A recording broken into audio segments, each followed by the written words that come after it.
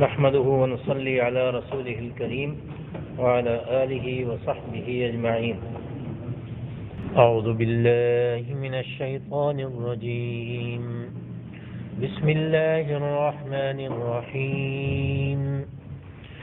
يا بني إسرائيل اذكروا نعمتي التي أنعمت عليكم وأوفوا بعهدي أوف بعهدكم وإياي فارهبون.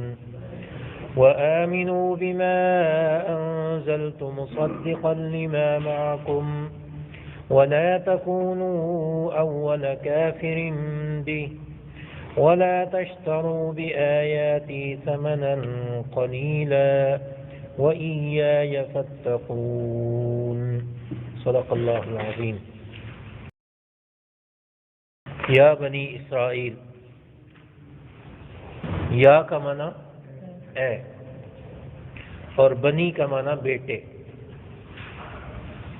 جمع ہے ابن کی.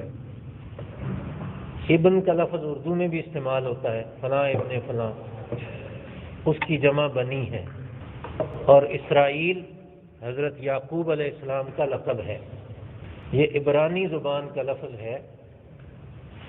اسراء کا معنی بندہ اور ایل کا معنی اللہ، اللہ کا بندہ اس کا معنی ہے. اذکرو، تم سب یاد کرو. ذکر کرنا اردو میں بھی استعمال ہوتا ہے. نعمتی، میری نعمت. التی، وہ جو. انعمت، میں نے انعام کیا. سورہ فاتحہ میں ہم نے کیا پڑھا تھا؟ انعمت، تو نے انعام کیا. تو یہ ایک زبر اور پیش سے معنی بدل گیا.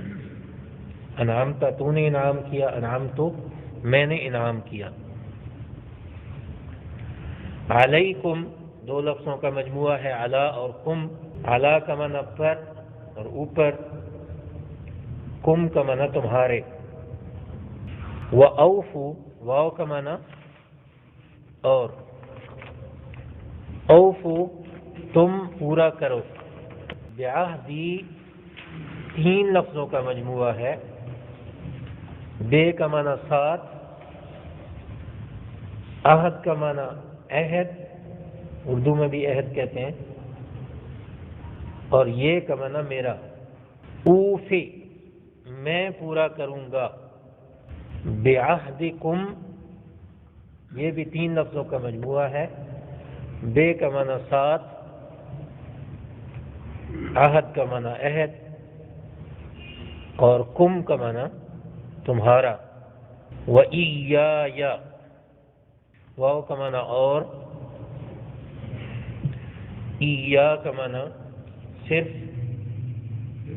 صرف. یا مجھے، جیسے سورہ فاتحہ میں ایا کا ہم نے پڑھا تھا. فرحبون، فا کا معنی پھر. ارحبونی، تم مجھ سے ڈرو، تم مجھ سے ڈرو. وآمنو، واو کا معنی اور. آمنو، تم سب ایمان لاؤ. بما، بے کا معنی ساتھ، ما کا معنی جو کچھ.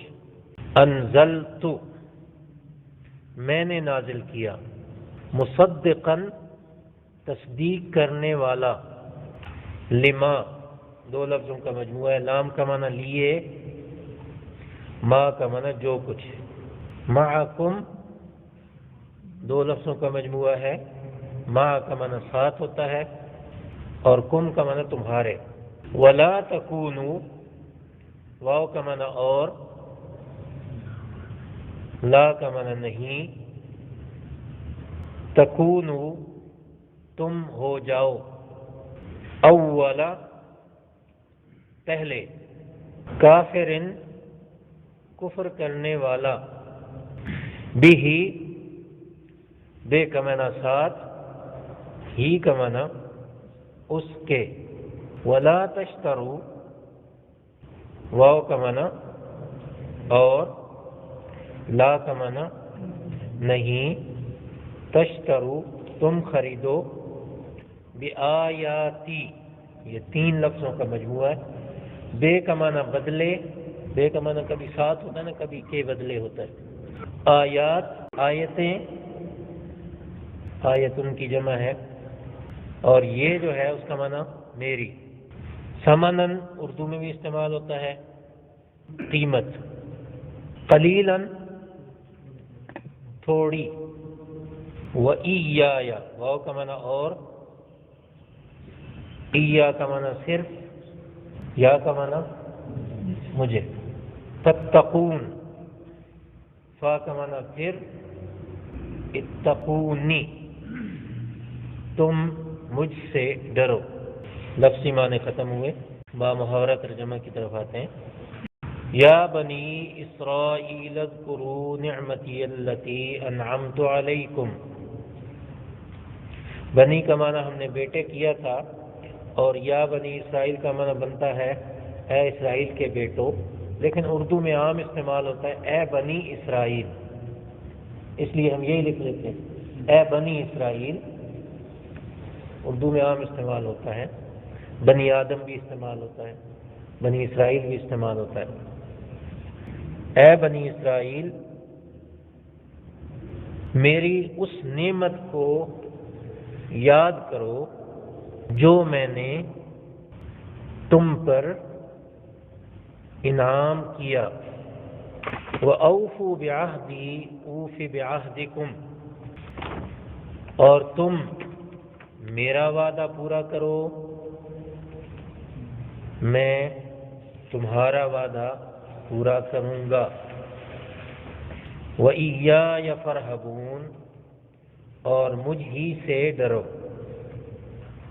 وَآمِنُوا بِمَا أَنزَلْتُ مُصَدِّقًا لِمَا مَعَكُمْ، اور اس پر ایمان لے آؤ جو میں نے نازل کیا ہے، وہ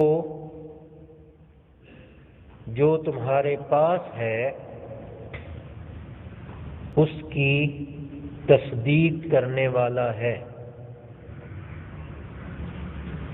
وہ جو تمہارے پاس ہے اس کی تصدیق کرنے والا ہے، وَلَا تَكُونُوا أَوَّلَ كَافِرٍ بِهِ، اور تم اس کے ساتھ پہلے کفر کرنے والے نہ بن جاؤ، وَلَا تَشْتَرُوا بِآيَاتِي ثَمَنًا قَلِيلًا، اور میری آیات کے بدلے تھوڑی سی قیمت حاصل نہ کرو، وَإِيَّايَ فَاتَّقُونِ، اور مجھ ہی سے ڈرو۔ یہ ترجمہ مکمل ہوا ہے۔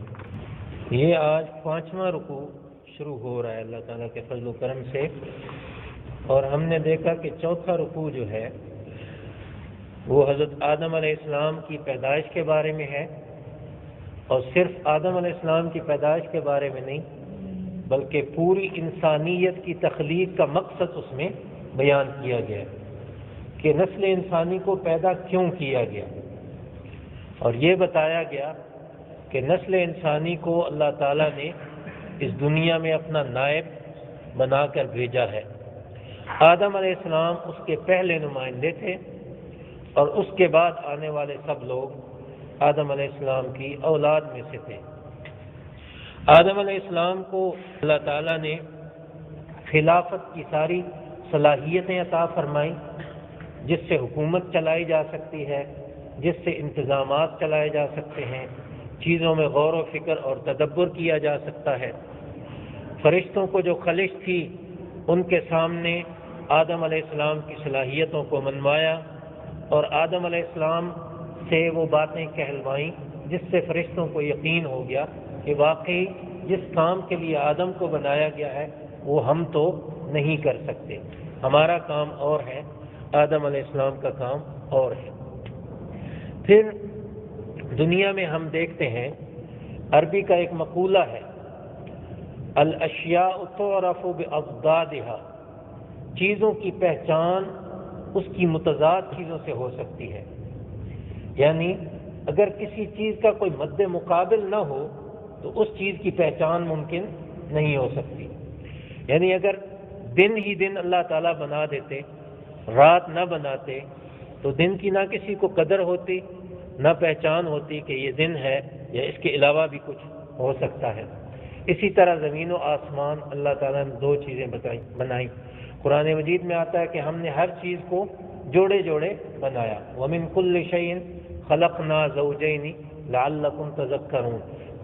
فرشتے جو کہ نیکی ہی نیکی کی علامت تھے، اللہ تعالیٰ کی معصیت کر سکتے ہی نہیں اور صرف وہ اللہ تعالیٰ کی فرما برداری ہی کرتے ہیں، ان کے مقابلے میں جنات کی جماعت اکثر معصیت کرنے والی اور کوئی ان میں سے نیک بھی ہوتے ہیں۔ جنات میں سے نیک علماء، صلحاء، صوفیاء، اچھے لوگ بھی ہوتے ہیں، لیکن شیطان ان کا نمائندہ برا بن کر ابھرا اور اس نے اللہ تبارک و تعالیٰ کی نافرمانی کی۔ تو آدم علیہ السلام کو اور ان کی اولاد کو چوتھے رکوع میں یہ بتا دیا گیا کہ یہ ہمیشہ آپ کے مد مقابل رہے گا اور یہ آپ کو جنت سے دور رکھنے کی کوشش کرے گا اور آپ کے خلافت کے معاملے میں بھی ٹانگ اڑائے گا اور روڑے اٹکائے گا، اس لیے تم اس سے بچ کر رہنا۔ توبہ کا طریقہ بھی بتا دیا کہ اگر کہیں پھنس ہی جاؤ اور یہ تمہیں گرا ہی ڈالے تو پھر کیا کرنا ہے؟ پھر اپنے آپ کو نیچا دکھا کر اللہ تعالیٰ کے دربار میں گر پڑنا ہے اور اس سے مانگنا ہے کہ یا اللہ مجھ سے غلطی ہو گئی اور میرا دشمن مجھ پر غالب آ گیا۔ نبی علیہ الصلوۃ والسلام نے ارشاد فرمایا، شیطان تمہیں تو نظر نہیں آتا لیکن اللہ تعالیٰ کو نظر آتا ہے، اس لیے اس کو اس کے حوالے کرو جو اسے دیکھ سکتا ہے۔ تو ہم ہمیشہ اللہ تعالیٰ کی پناہ مانگتے ہیں اور کہتے ہیں یا اللہ شیطان مردود سے ہمیں پناہ عطا فرما دے۔ یہ باتیں بتا دیں اور خلافت کا بنیادی نقطہ جو بتایا وہ یہ تھا کہ اللہ تعالیٰ کی توحید کو تم نے دنیا میں جا کر نافذ کرنا ہے اور لاگو کرنا ہے۔ وہ پورا رکوع اسی میں گزرا۔ پھر آدم علیہ السلام کو تسلی دے کر دنیا میں بھیجا کہ آپ سے غلطی ہوئی تھی، پھر آپ نے توبہ کی، آپ کی توبہ قبول ہوئی، آپ کی غلطی لفظش معاف ہوئی، اب آپ پاک صاف ہوئے۔ آپ کی اولاد کے لیے بھی یہ پتہ چل گیا، ایک مثال بن گئی کہ اگر کہیں غلطی ہو جاتی ہے تو اس کا طریقہ اللہ پاک نے بنا دیا ہے کہ اللہ تعالیٰ کے دربار میں توبہ کی جائے، وہ معاف کر دیں گے۔ پھر آدم علیہ السلام کو بھیجتے ہوئے ساتھ نصیحت فرما دی، اما یأتینکم منی ھدی، تمہارے پاس میری طرف سے کبھی کوئی ہدایت آئے گی، فمن تبع ھدایا فلا خوف علیہم ولا هم یحزنون، جو ہدایت کی پیروی کرے گا اس پر کوئی خوف نہیں ہوگا، وہ غمگین نہیں ہوں گے، اور جو کفر کریں گے ہماری آیات کو جھٹلائیں گے وہ آگ میں جائیں گے، ہمیشہ اس میں رہیں گے۔ اب یہ ہدایات دے کے تبلیغ، تو اللہ تعالیٰ نے آدم علیہ السلام کو تبلیغ کی دنیا میں بھیجا کہ میرا جا کے تم نے نام بتانا ہے اور نام میرا اونچا کرنا ہے اور سب پر نافذ کرنا ہے۔ اس کے لیے یہ ہدایات ہیں کہ جو میں اپنا کلام بھیجوں گا اس پہ تم نے عمل کرنا ہے، اس کے علاوہ عمل نہیں کرنا، اور جو اس کلام کو نہیں مانے گا وہ جہنم میں جائے گا۔ اب پانچواں رکوع جب شروع ہوا تو ڈائریکٹ کس سے شروع ہو گیا؟ بنی اسرائیل سے شروع ہو گیا۔ بنی اسرائیل کون لوگ ہیں؟ یہود و نصارہ ہیں، یعنی حضرت ابراہیم علیہ السلام کے دو بیٹے بڑے مشہور ہیں، اور بھی اولاد تھی حضرت ابراہیم علیہ السلام کی، لیکن یہ دو بیٹے مشہور ہوئے۔ پہلے بیٹے حضرت اسماعیل علیہ السلام، یہ بی بی ہاجرہ کے بطن سے پیدا ہوئے، اور دوسرے بیٹے جو ہیں وہ حضرت اسحاق علیہ السلام، یہ بی بی سارہ کے بطن سے پیدا ہوئے۔ بنی اسرائیل ان بچوں کو کہا جاتا ہے جو کہ حضرت اسحاق علیہ السلام کی اولاد میں سے آگے بڑھے اور پھلے پھولے۔ حضرت اسحاق علیہ السلام کے صاحبزادے کا نام تھا حضرت یعقوب علیہ السلام۔ حضرت یعقوب علیہ السلام کا لقب تھا اسرائیل۔ اب یہ جو اسرائیل ملک بنا ہوا ہے، نام برا نہیں ہے، نام اچھا ہے، لیکن لوگ برے ہیں، انہوں نے وہ راستہ سارے کا سارا چھوڑ دیا۔ اور اس آیت کریمہ میں اللہ تبارک و تعالیٰ نے انہی کے آباء و اجداد کو دعوت دی تھی کہ آپ کیا کریں، اوفوا بعہدی اوف بعہدکم، تم میرا عہد پورا کرو جو میرے ساتھ کیا تھا، اور میں تمہارے ساتھ کیا ہوا عہد جو ہے وہ پورا کروں گا۔ اب سوال پیدا ہوتا ہے کہ لوگ تو اور بھی بہت سارے تھے، بنی اسرائیل کے لیے اتنا زیادہ اللہ نے قرآن نازل فرمایا کہ یہاں سے 5ویں رکوع سے شروع ہوا اور چلتے چلتے چلتے پہلا پارہ سارا ختم ہو جاتا ہے، بنی اسرائیل کی باتیں چل رہی ہیں اور دوسرے پارے میں بھی جا کے کچھ نہ کچھ بنی اسرائیل کا تذکرہ ملتا ہے۔ اتنی لمبی بات کرنے کی کیا ضرورت تھی؟ لوگ تو سارے کے سارے ہی محتاج ہیں ہدایت کے، اور ان سب کی بات ہو جاتی۔ لیکن اگر ہم دیکھتے ہیں تو اللہ تبارک و تعالیٰ نے حضرت اسحاق علیہ السلام کی اس اولاد کو بہت زیادہ نوازا تھا، اور ان کے اندر انبیاء کا ایک سلسلہ جاری فرمایا تھا۔ حضرت یعقوب علیہ السلام خود نبی تھے، ان کے بیٹے حضرت یوسف علیہ السلام نبی تھے، ان کی اولادیں نبی ہوتی رہیں۔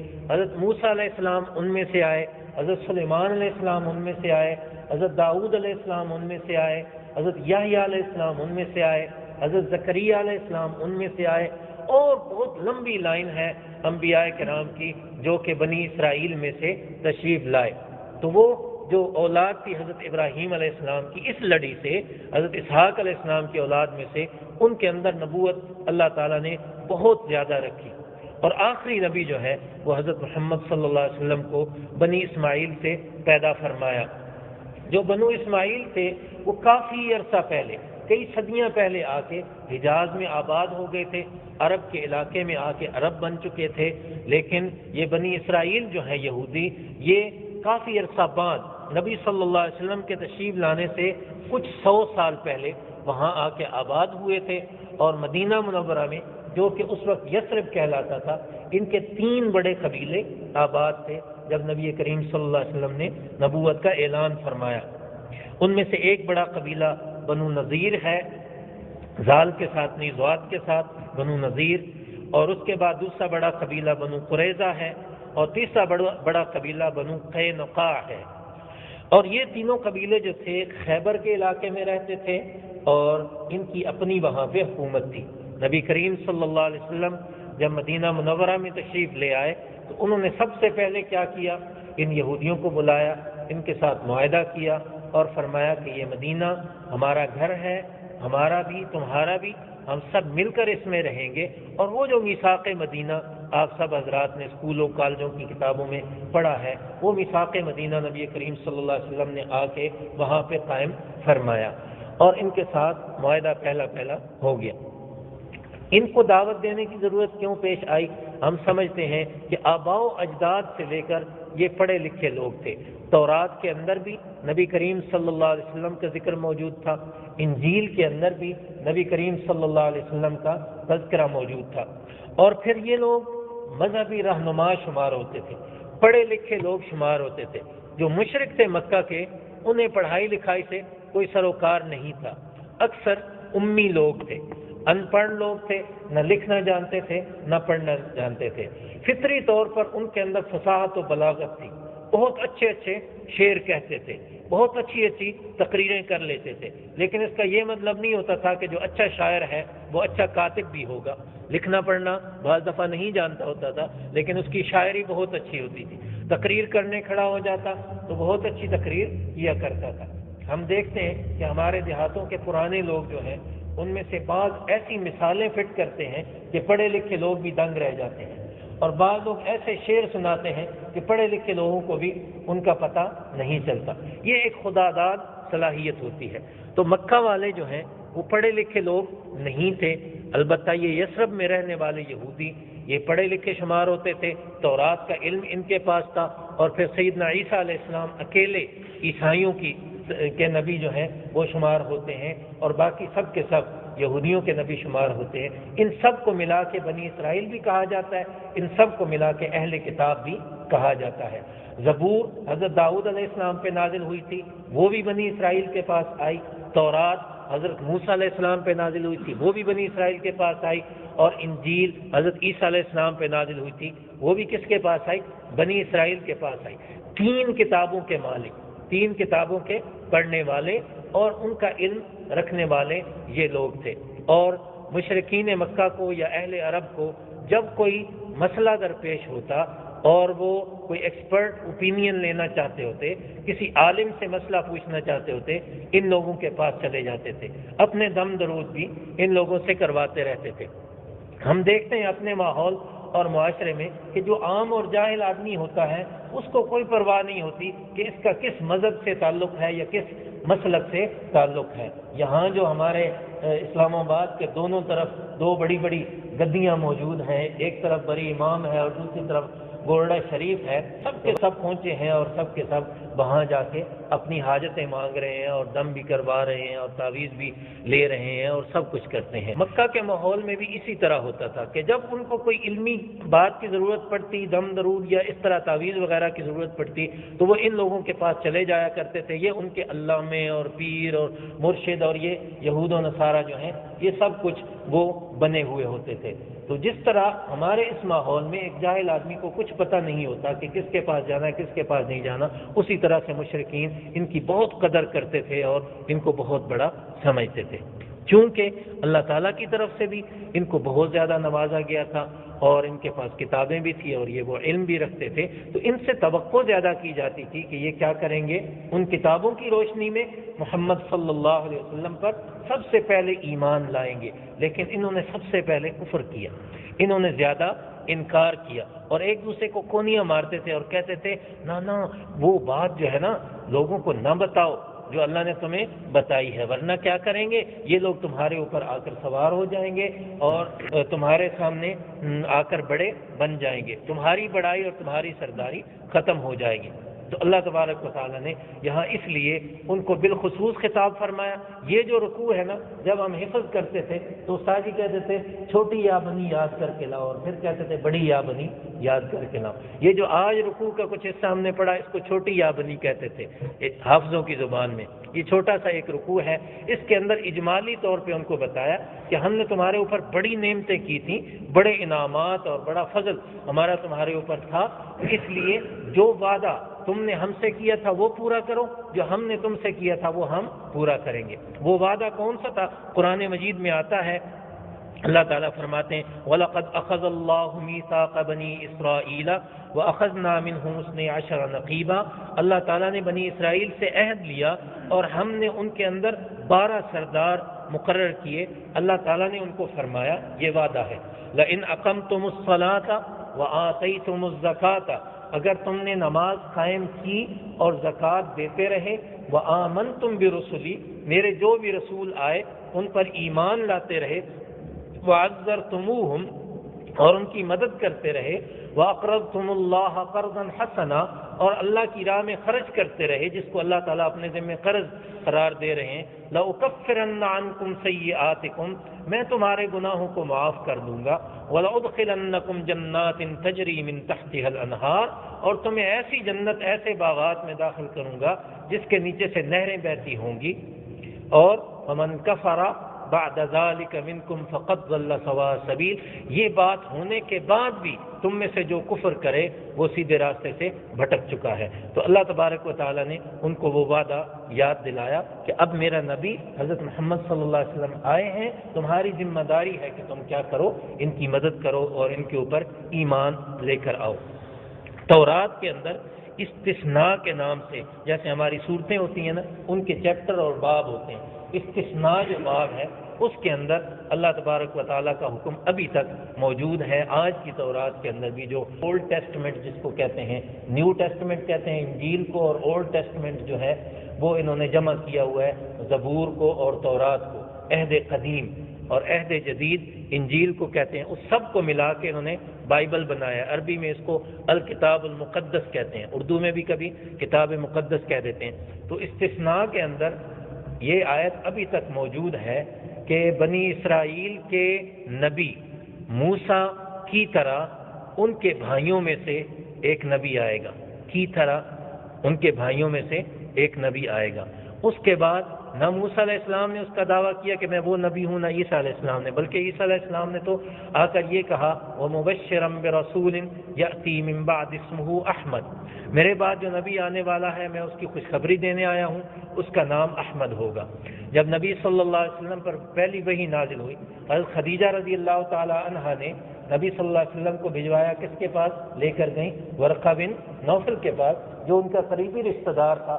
تو انہوں نے کیا کہا کہ کاش میں اس وقت مضبوط حالت میں ہوں جب تمہاری قوم تمہیں اپنے وطن سے نکال دے گی، تو اس نے بتایا کہ یہ تو وہی ناموس ہے جو موسیٰ علیہ السلام پر نازل ہوا تھا، تم پر جو وہی نازل ہوئی یہ وہی ناموس ہے جو موسیٰ علیہ السلام پر نازل ہوئی تھی۔ تو یہ سارا تسلسل تھا ان کتابوں میں، نبی علیہ السلام کے بارے میں بتایا گیا تھا۔ وہ سب کچھ چھپا کے یہ لوگ بیٹھ گئے تھے اور بالکل باہر نہیں نکال رہے تھے، کسی کو نہیں بتا رہے تھے۔ تو اللہ تبارک و تعالیٰ نے ان کو خطاب فرمایا، ایک ایک چیز کو گنوا کے بتایا، جتنی نعمتیں اللہ تعالیٰ نے فرمائی تھیں، پھر بڑی یا بنی سے وہ نعمتیں ایک ایک کر کے گنی جائیں گی۔ اس چھوٹی یا بنی میں صرف اجمالی طور پہ یہ بتا دیا گیا۔ پھر یہ لوگ لالچ وغیرہ کرتے تھے، اس سے منع کیا کہ یہ کیا ہوا کہ اللہ کی آیتوں کو فروخت کرتے ہو اور لالچ کرتے ہو اور مسئلے لوگوں کی مرضی کے مطابق بتاتے ہو۔ انشاءاللہ کل کے سبق کے ساتھ تھوڑی سی اس کی وضاحت ہو جائے گی۔ اللہ تبارک و تعالیٰ عمل کی توفیق عطا